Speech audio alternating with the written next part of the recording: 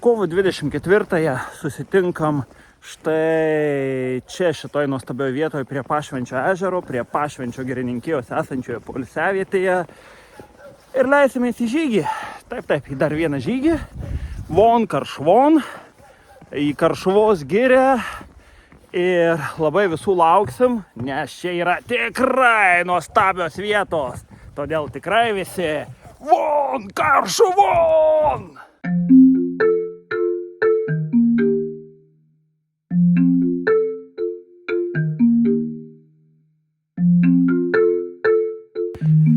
Žirniškių partizanų stovyklavietė, kuri neseniai buvo išvandalinta, taip pasakyčiau, prorusiškų veikėjų, bet vietiniai šauliai, aišku, čiupo reikalą į rankas ir viską sutvarkė, pagarba jiems. Bet mes tikrai keliausime pro čia, nes čia yra ne tik nuostabus miškas, nes Karšuva visada yra nuostabi, bet ir labai daug mūsų svarbios istorijos, tai tikrai ją pamatysi.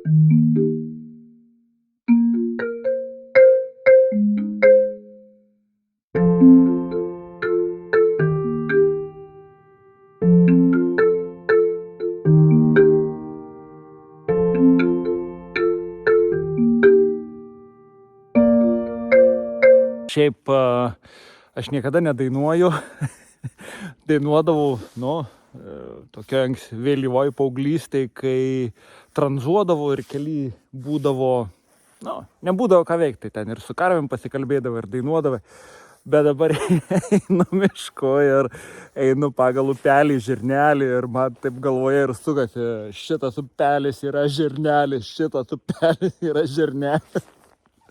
Žodžiu, linksma.